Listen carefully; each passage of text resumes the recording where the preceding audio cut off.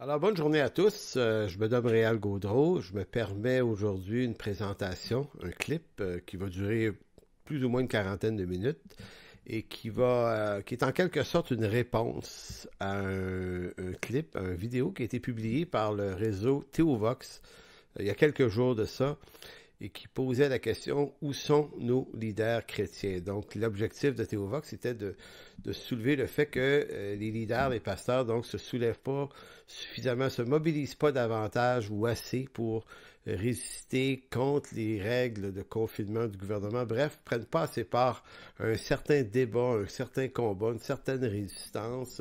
Je tiens à préciser, c'est pas un appel à la rébellion qui est fait par eux, c'est simplement un appel à une résistance beaucoup plus articulée. Donc, au cours des derniers jours, le réseau Théovex a publié une vidéo qui critique le peu d'implication des pasteurs dans la résistance aux autorités civiles, qui impose des mesures de confinement qui contreviennent, selon l'animateur, contreviennent aux exigences de l'écriture pour les leaders et les pasteurs. Donc, en gros, on reproche aux pasteurs de ne pas se lever suffisamment pour dénoncer rigoureusement la gestion de la pseudo-pandémie, pseudo-pandémie étant l'expression de l'animateur.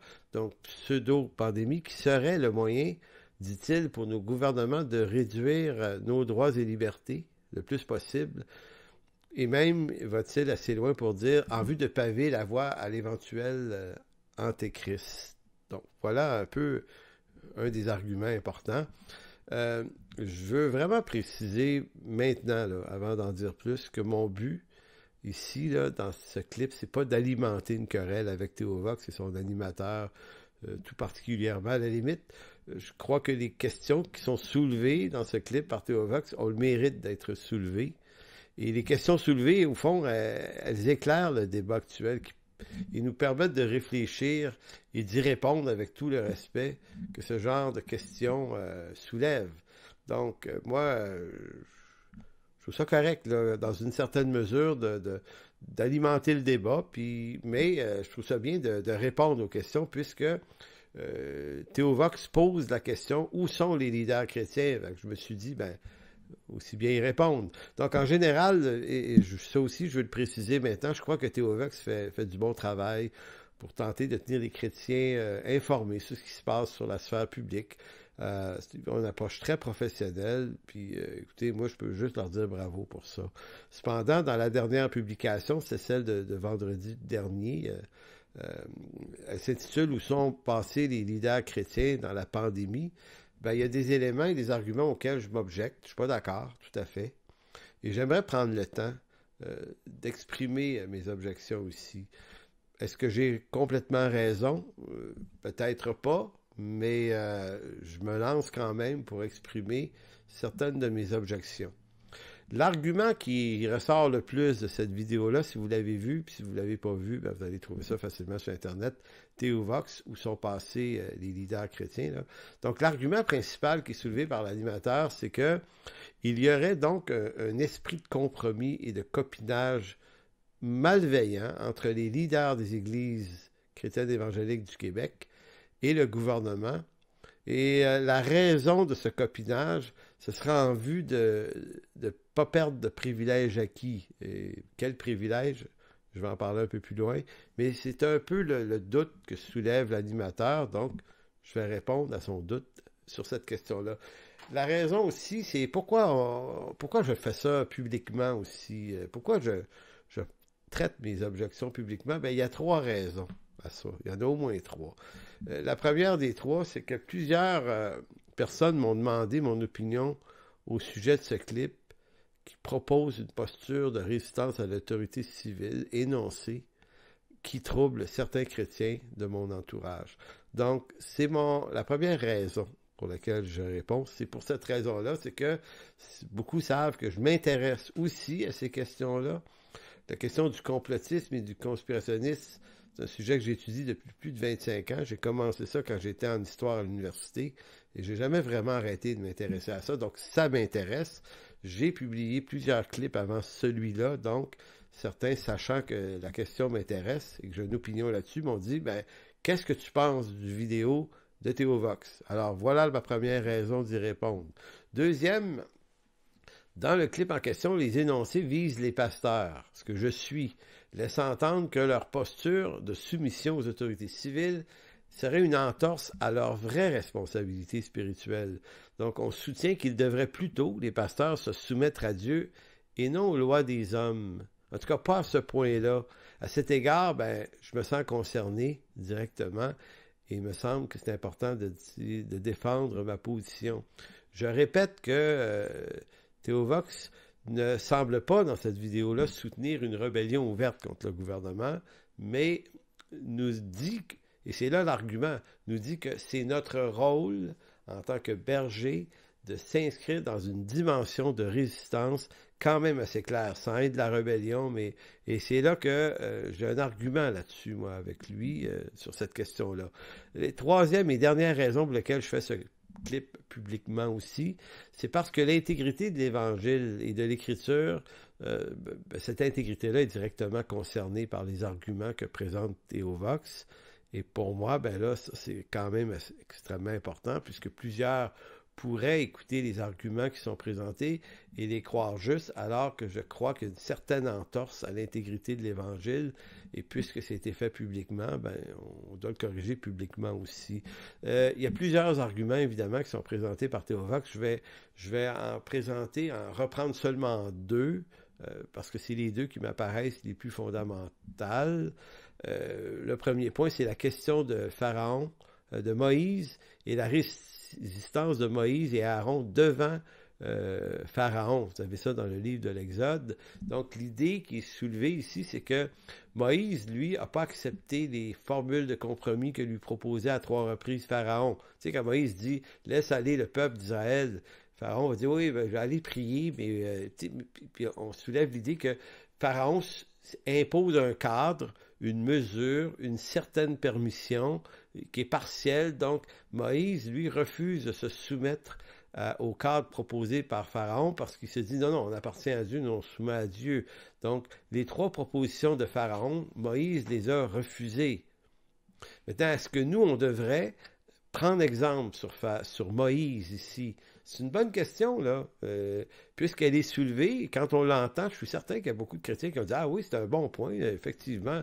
Oui. » Mais est-ce que c'est légitime de prendre Moïse et cette histoire-là en exemple pour s'éclairer, nous, dans notre résistance ou notre non-résistance, selon?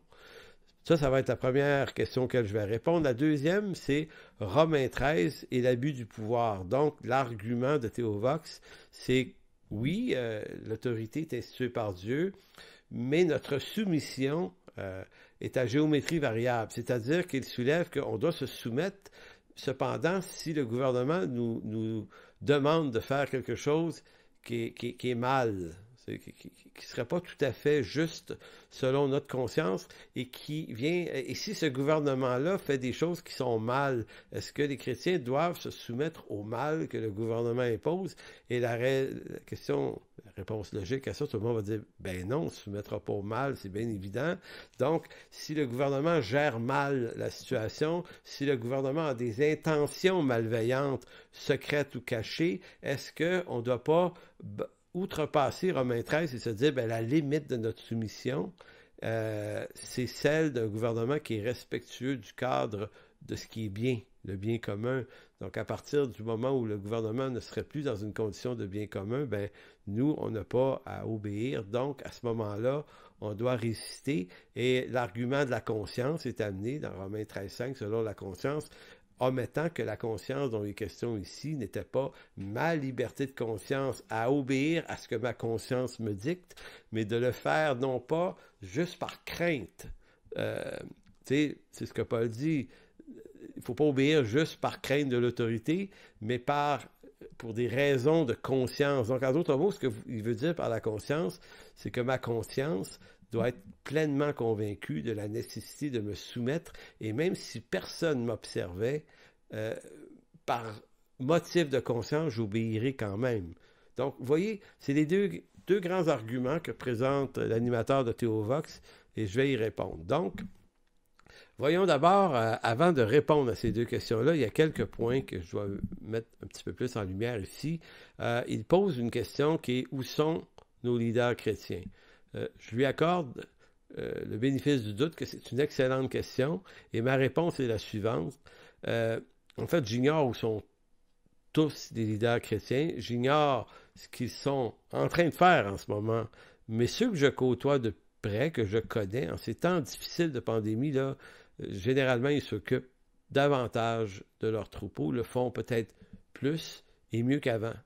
Donc, c'est la tâche d'un berger, c'est de s'occuper du troupeau, des brebis, et c'est ça qu'ils doivent faire bien avant de s'occuper de questions politiques et de questions d'affaires publiques reliées aux histoires, aux questions des droits et libertés civiles. Donc, ça replace la question, au fond, est intéressante parce qu'elle nous remet devant notre perspective. Lui, Théovox prétend qu'on devrait, comme berger, se lever sur la question du gouvernement et défendre un peu la veuve et l'orphelin dans l'angle d'une résistance, parce que le gouvernement fait le mal. En réalité, je ne suis pas du tout d'accord avec lui. Le gouvernement ne fait pas nécessairement le mal dans ce sens-là. Peut-être qu'il ne gère pas très bien la pandémie, puis peut-être que dans notre opinion qu'on peut avoir chacun de nous sur cette gestion-là, on peut avoir des doutes, puis on a le droit de les exprimer, puis on a le droit de le penser. Mais cependant, est-ce que c'est notre vocation de se lever publiquement pour cette question-là? Je crois que notre vocation, c'est de s'occuper de nos églises. En ce moment, les pasteurs, c'est ce qu'ils font. Peut-être qu'il y en a qui le font pas bien, je ne sais pas. Mais ceux que je connais le font. Et puis, c'est peut-être important de les appuyer puis de les encourager et non pas de leur dire qu'ils ne sont pas en train de faire leur travail en s'opposant pas au gouvernement. Pour moi, il y a vraiment un contresens flagrant là, ici, là, dans la démarche. Donc, ils doivent s'occuper de leurs brebis et c'est ça leur mandat. Donc, je sais qu'on peut s'impliquer politiquement dans la vie, mais pour moi, personnellement, je l'ai toujours pensé, puis je l'ai déjà fait beaucoup d'ailleurs, c'est pour ça que je peux en parler, c'est que c'est intéressant des chrétiens qui s'impliquent dans le domaine de la politique, mais à la seule condition qu'ils ont des rôles très, très précis, un savoir académique très précis là-dessus, soit qui travaillent dans le monde de la politique elle-même, dans le journalisme, ou qu'il y ait des vocations, que ce soit d'historien, de sociologue, de politicologue, ben oui, ça serait utile qu'il y en ait plein, mais là, ici, moi j'apprécie que ce soit via des approches et des vocations académiques prises en main, et non pas juste toujours essayer de trouver l'angle par lequel on peut critiquer le gouvernement, et de ce fait, en finir par dire, on va critiquer les pasteurs qui ne sont pas en train de faire vraiment ce à quoi Dieu les appelle, alors que personnellement, je ne crois pas qu'on nous appelle à s'occuper des grandes questions politiques tout le temps. Donc, je suis d'avis que critiquer les pasteurs parce qu'ils ne prennent pas part à une résistance, c'est franchement pas tout à fait une très bonne idée. Autre éclairage important. La question des droits et libertés individuelles ne fait pas partie des priorités du Nouveau Testament. C'est l'Évangile qui est au cœur de la mission de l'Église, c'est-à-dire l'annonce de l'Évangile en vue du salut des âmes. C'est ça qui est la vocation de l'Église et en particulier des pasteurs. Donc, à partir du moment où des pasteurs font très bien ce travail-là, ils répondent à leur appel. Cette mission n'est d'aucune façon compromise. En ce moment, là, c'est ce que je pense, elle n'est pas compromise par les ordonnances de confinement du gouvernement. Et c'est rough, là, en passant. Je sais que beaucoup d'églises vont perdre des membres qui vont profiter de la situation pour se tenir à l'écart et probablement pas revenir après la pandémie. Probablement qu'il y a beaucoup de croyants aussi qui trouvent ça bien intéressant parce qu'ils n'ont pas besoin de soutenir leur église financièrement. Donc, l'église écope lourdement, puis probablement les grandes églises plus que les petites. C'est tough en ce moment. Donc, c'est pas le temps, là. C'est justement pas le temps de s'en prendre au berger, puis s'en prendre à ceci, à cela. C'est peut-être un peu plus le temps de serrer les coudes et d'avoir une fraternité qui est franche, honnête et qui s'unifie autour du fait qu'en ce moment on vit une difficulté. Vivons-la ensemble, puis encourageons-nous. Puis c'est pas juste aux pasteurs de s'occuper des brebis, puis d'appeler, puis de s'informer de tout le monde. Vous avez tous un rôle. On a tous un rôle dans nos églises de pouvoir s'inquiéter de comment vont les gens, et notamment les plus vulnérables. Et même qu'on est les mieux équipés dans nos sociétés parce que on peut, nous, à la différence de nos voisins, on peut appeler plein de gens qu'on connaît, là, qui pourraient être vulnérables, et continuellement aller prier pour eux au téléphone, puis s'y soutenir, puis par Zoom, par Skype, par peu importe le moyen. C'est tellement pas compliqué d'aimer et d'aider des gens en ce moment que c'est ça qu'on devrait faire. Et s'il y a une vocation qui doit être partagée dans l'église locale, c'est ça. Donc, je dis ça. Donc, en d'autres mots, je m'objecte à ceux qui pensent qu'on devrait plutôt se soulever et résister contre le gouvernement. Bien évidemment, je ne suis pas d'accord avec vous, ceux qui le pensez. Mais sachez en même temps, mes frères, que si un jour, parce que vous prêchez l'Évangile et qu'on vous jette injustement en prison et qu'on ne respecte pas vos droits et libertés, que ce serait ça la raison, je risque d'être un des premiers au front pour m'impliquer, pour défendre vos droits civils. Donc, je suis tout à fait d'accord avec l'idée que les droits et les libertés doivent être honorés et respectés dans la mesure où c'est possible pour nous de le faire. L'apôtre Paul a fait respecter ses droits de citoyen romain à une fois ou deux dans le livre des Actes. Puis c'était bien correct. Malgré ça, il a subi quand même les persécutions et il s'en est réjoui quand même dans Acte 16. Il a chanté des cantiques en prison. Puis Paul était dans une dynamique, une attitude qu'on a besoin qui pourrait être pour nous une inspiration. Donc, pour le moment, prétendre que les droits et les libertés sont complètement bafoués, que le gouvernement attaque indûment l'Église, non, pas vraiment. Si le gouvernement attaquait quelque chose, bien, il attaque à peu près tout ce qui bouge, finalement. Le commerce, les gens trouvent ça difficile, les milieux du travail, le milieu scolaire, le milieu hospitalier, tout le monde est affecté. Donc, il y a une question de bien commun. Puis moi, si c'est pas tout à fait bien géré, ça peut me déranger personnellement, mais je vais essayer d'être le plus actif et le plus positif possible pour encourager ceux qui essayent de faire quelque chose pour que ça aille mieux.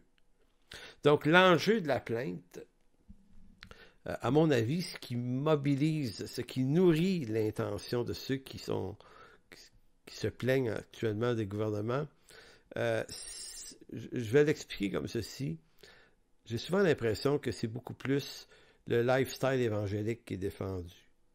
En d'autres mots, on se plaint, mais on se plaint parce qu'on n'est pas capable de vivre selon le confort du lifestyle évangélique qu'on s'est donné en Occident dans la deuxième partie du 20e siècle. Donc, on s'est donné des milieux confortables et on s'est déshabitué. En fait, on n'a pas été formé à la souffrance. On n'a pas traversé de guerre, nous autres. On n'a pas vécu en Union soviétique ou en Chine communiste. On n'a pas vécu dans des pays musulmans ou des pays avec des dictatures autoritaires, que ce soit en Afrique ou en Amérique du Sud. Nous, là, on est des chrétiens téflons. On est confortable, on est bien, on est riche, nos églises prospèrent et on n'a tellement pas appris à vivre de l'injustice et à vivre des souffrances qu'on est comme un petit peu allergique à ça. Puis c'est ça pour moi qui ressort en ce moment. Donc j'ai l'impression que le Seigneur nous parle sur ce lifestyle évangélique-là et nous apprend qu'ailleurs dans le monde, là, puis ça je l'ai vu en Afrique, je l'ai vu à plusieurs endroits, mais en Afrique, j'ai vu des églises en bambou où il n'y a pas d'électricité, puis il n'y a pas d'Internet, il n'y a pas d'instruments, il n'y a pas de beau piano, il n'y a rien de ça. Et Dieu n'est pas moins loué pour autant. Et moi, quand je vois ça, là, et en ce moment, je me rappelle ces églises-là, notamment au Togo, au Bénin, au Ghana, au Burkina, que j'ai vu à plusieurs reprises. Moi, là, je suis vraiment confortable. Même dans ce moment de confinement, je me trouve privilégié. Dans 2 Pierre 2, 20, 21, et l'apôtre Pierre va nous instruire aujourd'hui sur cette question-là. Écoutez bien ce que l'apôtre Pierre va dire. Donc, 1 Pierre 2, verset 20, 21. 1 Pierre 2, 20, 21. En effet, quelle gloire y a-t-il à supporter de mauvais traitements pour avoir commis des fautes? Mais si vous supportez la souffrance, lorsque vous faites ce qui est bien, c'est une grâce devant Dieu. En passant, je dis ça comme si on était persécuté, là, mais on n'est pas vraiment convaincu qu'on l'est, mais néanmoins, si on l'était, mettons. Donc, il dit, mais si vous supportez la souffrance, lorsque vous faites le bien, c'est une grâce devant Dieu. Donc, ce ne serait pas tout à fait un malheur, selon Pierre. Et c'est à cela que vous êtes appelés. Hey, ça nous détrône, ça. Tu sais, Pierre dit, vous êtes appelés à ça, à souffrir. Parce que Christ aussi a souffert pour vous, vous laissant un exemple afin que vous suiviez ses traces. Donc, tout à l'heure, on va se demander, est-ce qu'on doit suivre les traces de la résistance de Moïse devant Pharaon, ou est-ce qu'on doit suivre les traces de Jésus qui n'a pas ouvert la bouche devant une flagrante injustice et des fausses accusations? Écoutez, c'est incroyable, j'ai le modèle qu'il est, mais l'apôtre Pierre dit, mais suivez ses traces. Donc, si on n'est pas persécuté, d'autant plus, on devrait apprendre à soutenir et à supporter les difficultés actuelles et à saisir la grâce que Dieu peut nous faire de passer à travers. Et je reconnais que c'est pas facile, c'est pas évident, mais je reconnais en même temps que c'est un exercice de souffrance qu'on a peut-être besoin d'apprendre à traverser. En Hébreux, chapitre 10, il y a un autre merveilleux texte qui m'est revenu à l'esprit dernièrement dans mes méditations. Hébreux 10, je veux juste rappeler que le contexte de cette lettre-là, aux Hébreux, nous parlait du fait que les Juifs qui se convertissaient il y a 2000 ans étaient persécutés de toutes sortes de façons. Il y avait une persécution romaine continuelle entre l'an 30 et l'an 70 à Jérusalem contre les Juifs, et c'est les Romains qui faisaient des pressions très fortes. C'était pas facile de vivre là. Et en plus, si vous étiez chrétien, vous subissiez cette persécution-là, ce mauvais traitement-là, non seulement des Romains, mais des Juifs, du judaïsme qui vous rejetaient en plus. Donc, c'est à eux que s'adresse la lettre aux Romains, puis c'était tough, puis c'était vraiment difficile. Verset 32, souvenez-vous de ces premiers jours où, après avoir été éclairés, vous avez soutenu un grand combat au milieu des souffrances. D'une part, exposé comme en spectacle aux opprobes et aux tribulations, de l'autre, vous associant à ceux dont la position était la même. En effet, vous avez eu de la compassion pour les prisonniers et vous avez accepté avec joie l'enlèvement de vos biens. Vous savez, quand il dit vous êtes associés à ceux qui vivaient les mêmes choses, ben c'est ici, là, la solidarité en moment de trouble, là, plutôt que de s'attaquer les uns les autres, il faut être solidaires les uns des autres dans le bien vivre la chose et non pas le mal vivre la chose. Donc, verset 35, il dit, vous avez accepté avec joie l'enlèvement de vos biens. Ça, c'est une des choses les plus pittoresques du texte. Moi, je suis comme, se faire enlever les biens et être joyeux, c'est à milieu de... J'ai tellement à apprendre. Moi, quand je lis ça, je me dis, hey, Seigneur, je ne sais pas si je peux te demander de me faire vivre ça. Je pense que je n'ai pas envie de vivre ça, mais en même temps, ils l'ont accepté avec joie, l'enlèvement de leurs biens, sachant que vous avez des biens meilleurs et qui durent toujours. Donc, n'abandonnez pas votre assurance à laquelle est attachée une grande rémunération. Donc, ici, n'abandonnez pas votre assurance. Ce n'est pas votre assurance, votre certitude de retrouver les biens perdus, là. C'est plutôt, on dirait, cette assurance que vous avez malgré que vous avez perdu des choses. Et ça, honnêtement, je ne nous sens pas là. En tout cas, moi, je ne me sens pas là. Puis c'est ça que ça met en lumière, cette pandémie-là. C'est pour ça que j'y vois des angles instructifs. Donc, dans l'histoire de l'Église, quand l'Église va vraiment trop bien, eh bien, les chrétiens prospèrent.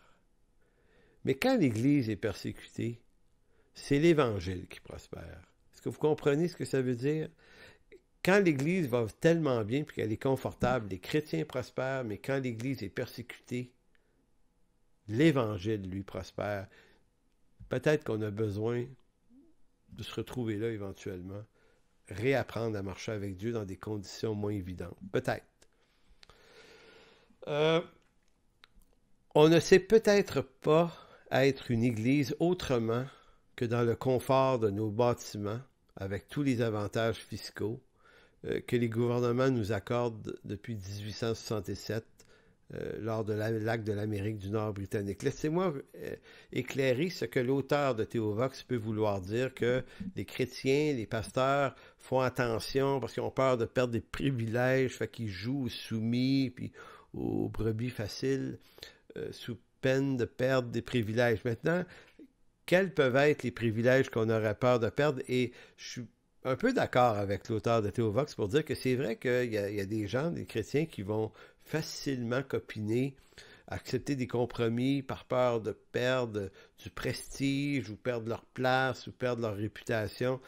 Peut-être, mais c'est pas de ça là qu'il s'agit en ce moment dans cette pandémie. Elle n'est pas là, cette peur-là. Néanmoins, j'aimerais rappeler pour ceux qui pensent que les gouvernements ne sont que despotiques et tyranniques en ce moment, que depuis 1867, les églises jouissent de certains bienfaits du gouvernement, notamment les exemptions de taxes foncières sur les lieux de culte. Nos églises ne paient pas de taxes municipales comme les maisons et les commerces. Écoutez, c'est un avantage qui se chiffre pour certaines églises en dizaines et dizaines et dizaines de milliers de dollars par année. Exemption de taxes foncières sur les résidences presbytères des pasteurs. Donc, nous tous, les pasteurs au Québec, là, on est exemptés de taxes foncières et municipales sur nos demeures, moi le premier. Là. Écoutez, c'est une grosse économie d'argent, ça. C'est un privilège. Déduction à la source, là, la déduction d'impôts sur les dons financiers et les dîmes qu'on donne à nos églises, ceux qui en donnent plus peuvent recevoir presque 50% d'un retour d'impôt sur ce qu'ils ont donné. Donc, s'ils ont donné 10%, en fait, ils ont donné 5-6%, pas plus, ça leur revient en partie. Et ce que ça veut dire, ça, c'est que c'est en quelque sorte, tous les privilèges réunis ensemble font en sorte que le gouvernement soutient l'œuvre chrétienne à travers les privilèges dont on jouit. En plus qu'on possède la liberté de culte, la liberté de penser, liberté d'expression, de publication, on existe, on n'a pas peur d'être persécuté, on peut prier, on peut chanter, on peut amener la parole, on peut tout faire ça.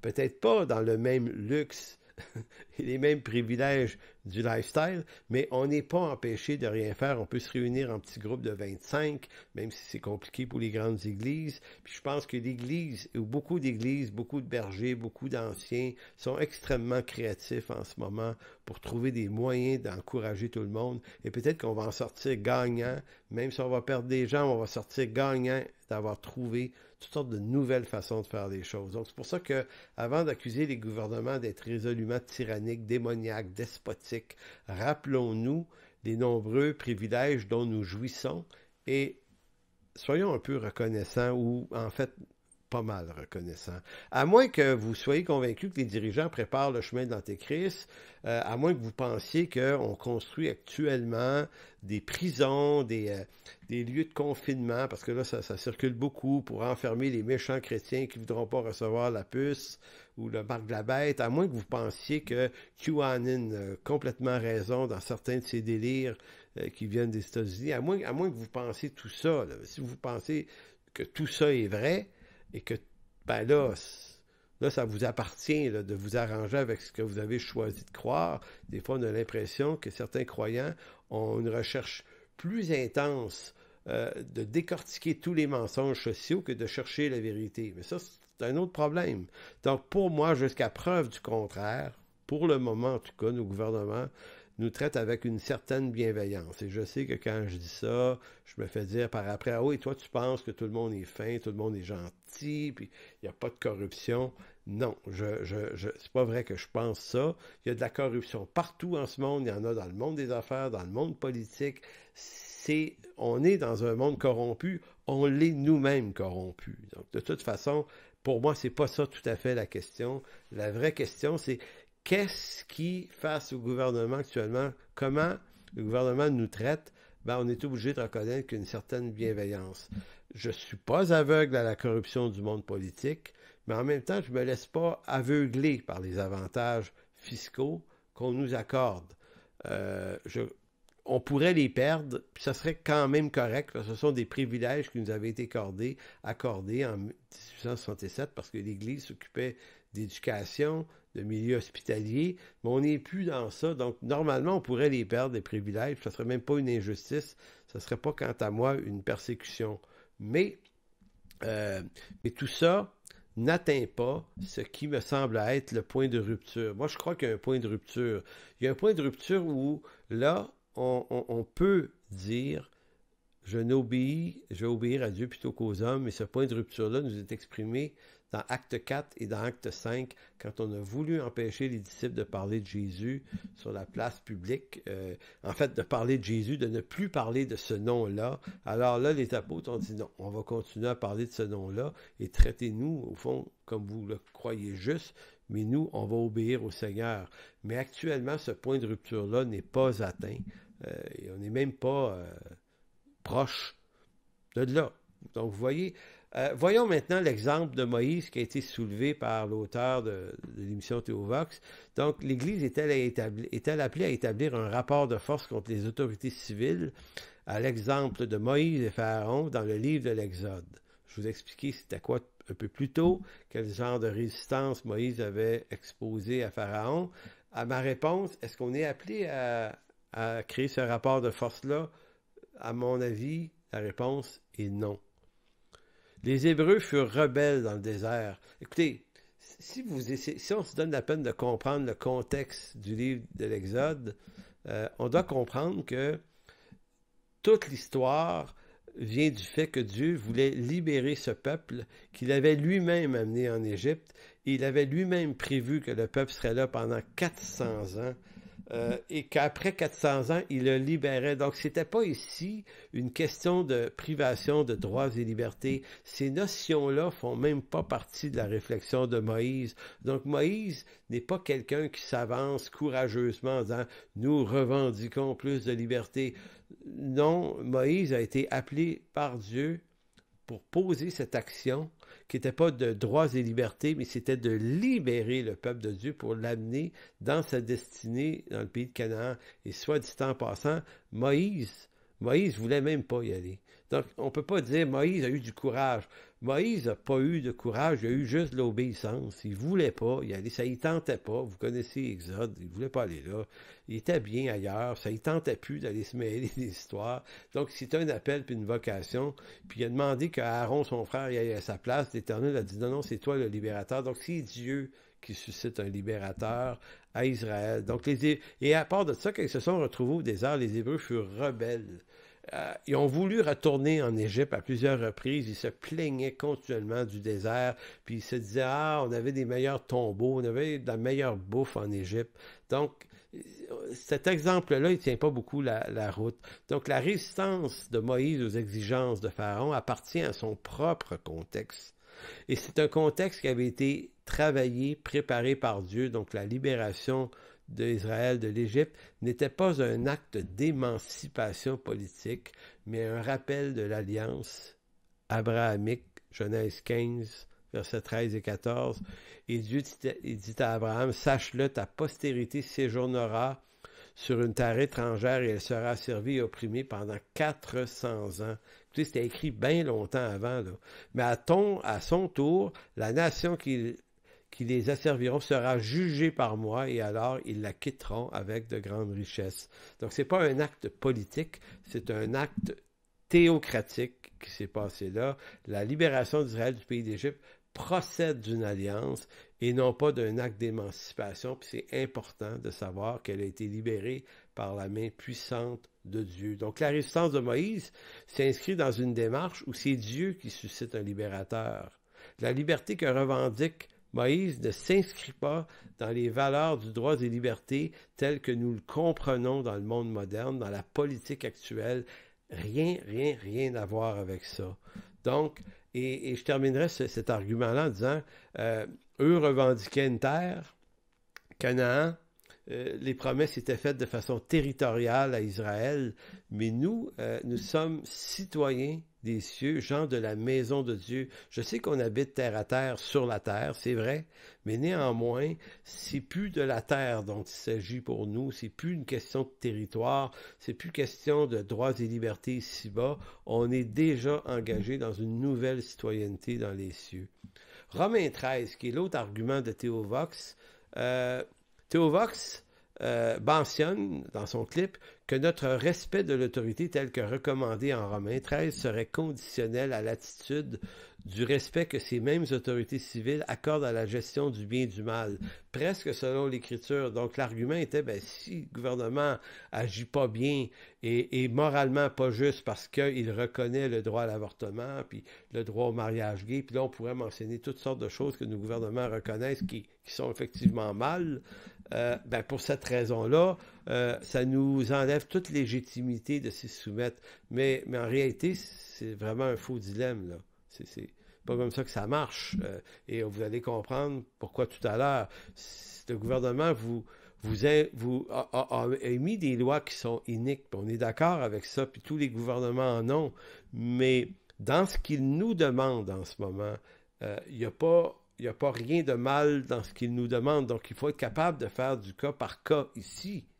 Il ne nous demande pas d'aller tuer des gens, là. En réalité, la démarche du gouvernement s'inscrit dans une intention de sauver des vies et d'éviter que la pandémie atteigne les gens plus vulnérables. Écoutez, on n'a pas bien le choix de dire, oui, on comprend que c'est quand même légitime, cette démarche-là. Donc, en dénonçant, et c'est un peu l'argument, en dénonçant la domination politique actuelle, qu'on décrit comme étant une force de la gauche, et donc malveillante, mauvaise et anti-Dieu, on justifierait notre droit à se soustraire à toute légitimité d'obéissance. Mais c'est un faux dilemme, et c'est un faux dilemme, puis c'est un dilemme que l'Écriture ignore. Les apôtres réfléchissent pas comme ça, mais d'aucune façon. Ça, c'est le monde de la politique et de la réflexion des droits de l'homme. Ça relève du monde moderne et postmoderne. Je vous dis pas que c'est des mauvais droits, je vous dis juste que nous, notre réflexion s'inscrit dans un rapport avec la théologie biblique et notre réflexion doit être soulevée par ça. C'est pas parce qu'il y a des droits, des chartes de droits et libertés dans nos pays que c'est devenu l'arme divine pour combattre le mal nécessairement. Nous, là, les armes avec lesquelles on combat, comme dit Paul dans Éphésiens 6, elles sont spirituelles. Donc, nos gouvernements, les gouvernements romains, parce que quand l'apôtre Paul écrit Romains 13, parce que c'est ça qui est entendu dans la vidéo, Paul aurait été sous des gouvernements qui étaient plus justes. Donc, Paul était légitimé d'écrire ça parce que ça se passait bien. Ça sonne presque comme ça. Donc, c'était normal de se soumettre à eux, mais là, ça ne l'est plus parce que nos gouvernements sont gauchistes, sont à gauche. Et c'est vrai qu'ils le sont. Sauf que du temps de Paul, les gouvernements romains n'étaient ni à droite ni à gauche. Ils ignoraient ce genre de positionnement. En fait, les gouvernements du temps de Paul étaient despotiques. C'était des conquérants, c'était des gouvernements tyranniques, zéro démocratie, les droits de l'homme, ça n'existe pas. Il y avait le droit romain pour les citoyens romains, et c'était à géométrie variable, cette affaire-là. Paul, qui possédait cette citoyenneté romaine-là, l'a revendiqué, mais malgré ça, il a été battu de verge 5 fois, rien de moins, puis il était en péril, il a été jugé. Puis en plus de ça, l'apôtre Paul, qui a écrit Romains 13, s'est lui-même servi du gouvernement. Il en a appelé à César dans Matthieu 24. Donc, Paul ne le voit pas nécessairement comme despotique, même s'il l'est. En d'autres mots, Paul, c'est cet homme-là qui a une pensée assez saine sur le monde de la politique. C'est le monde. Le Seigneur nous demande d'honorer cette institution qu'il a lui instituée, puis il nous demande de l'honorer. Maintenant, Paul, un jour, a dit, moi, je l'honore, j'en appelle à César pour ma défense. Et puis, on comprend que ça a fini par pas marcher parce qu'il a fini par être mis à mort à Rome. Néanmoins, mais l'apôtre Paul ne reviendrait pas sur sa décision. Comprenez-vous? Quand on va avoir une réflexion théologique saine, il faut comprendre que ça ne dépend pas de moi, là, de ce que je perds ou de ce que je gagne.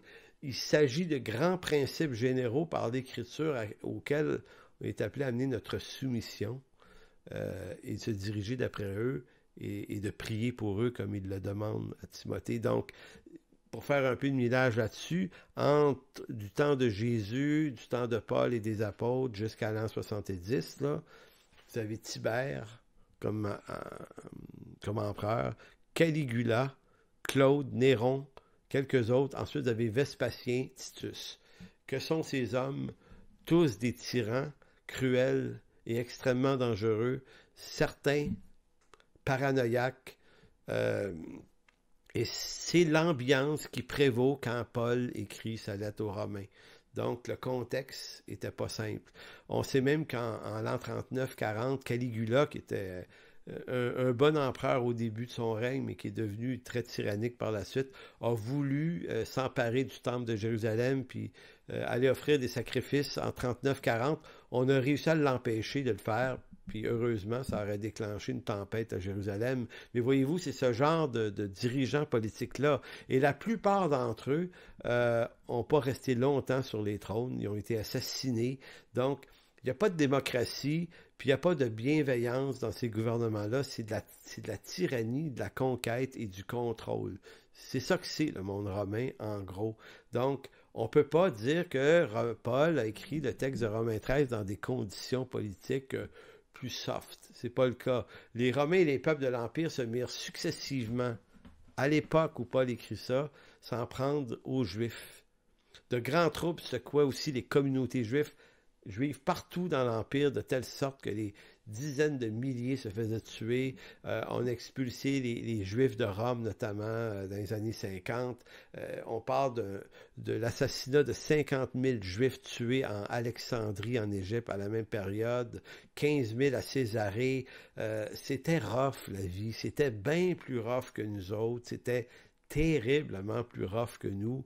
Mais nous, on a l'impression que parce qu'on nous demande de porter un masque, de rester chez nous, puis de faire attention, on a l'impression que c'est la fin du monde. Mais non.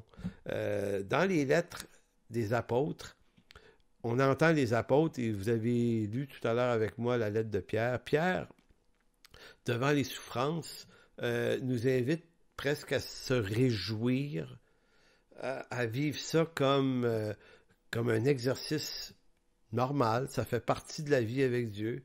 Et les apôtres en parlent de la souffrance, ils en parlent de la persécution, mais c'est jamais tout à fait pour s'en plaindre, mais c'est plutôt pour s'encourager et à se donner une réalité, une vitalité spirituelle pour résister à soi-même et à ses réactions et d'apprendre à la vivre.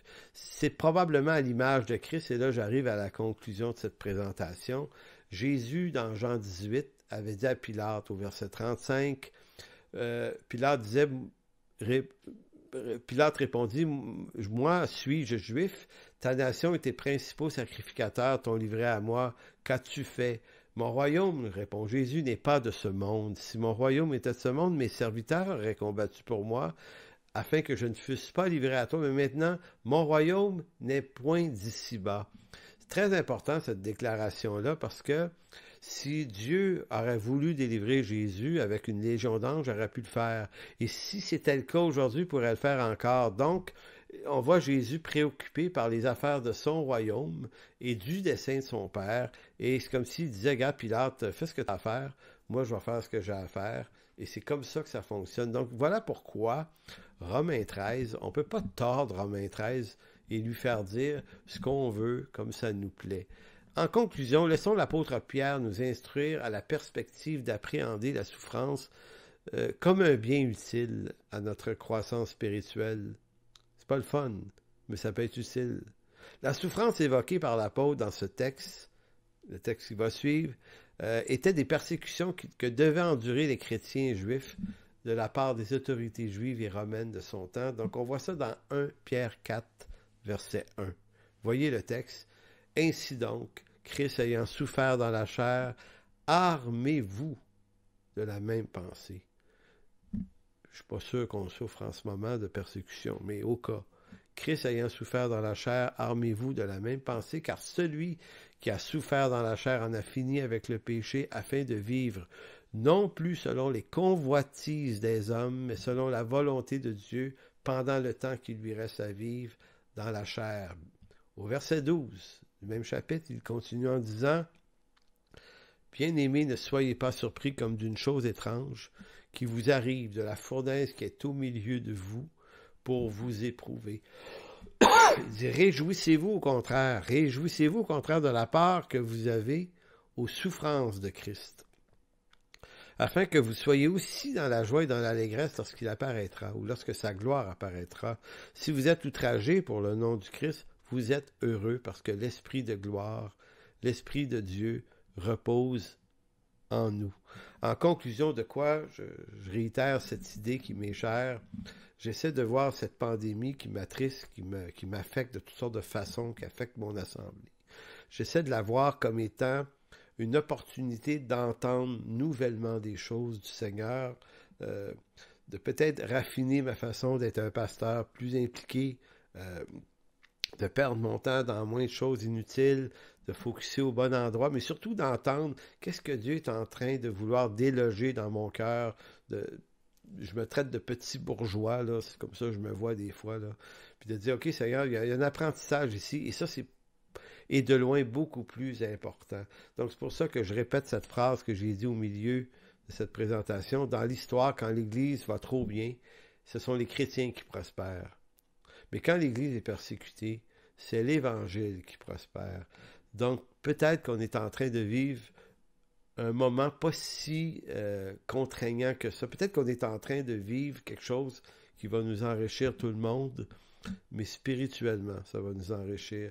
Donc voilà, je vais juste terminer par une prière. Vous demandons au Seigneur qu'il nous bénisse, qu'il nous donne de l'intelligence, de la sagesse dans ce qui s'en vient pour faire ce qui est sa volonté. Alors Seigneur, merci de nous bénir tous dans cette affaire, malgré que ça nous dérange, Seigneur. Tu es celui qui peut parler à nos cœurs, qui peut nous adresser, Seigneur, tout ce que tu as envie de nous adresser, Seigneur, tout ce que tu veux nous instruire, tout ce que tu veux nous faire comprendre, marcher avec toi dans des temps difficiles, apprendre à faire ça, apprendre à s'encourager. Alors, merci de bénir tous ceux qui mettent la main à la pâte, les dirigeants d'associations, les pasteurs, tous ceux qui travaillent fort, les anciens un peu partout, Seigneur, même s'il n'y a rien de parfait dans ce qu'on fait, Seigneur. Merci de bénir, de te glorifier dans ça. Merci de bénir tous ceux qui se donnent la peine d'aider. Merci de bénir aussi Théovox qui fait de faire une part dans tout ça. Fortifie-les, bénis-les abondamment, Seigneur. Fais en sorte que ton nom soit glorifié en toutes choses. Dans le nom de Jésus. Amen. Donc, on se laisse là-dessus. J'espère que ça vous aide à vous faire une tête. Peut-être pas raison surtout. C'est pas grave. C'est un petit grain de sel. Alors que Dieu vous garde. Merci. Au revoir.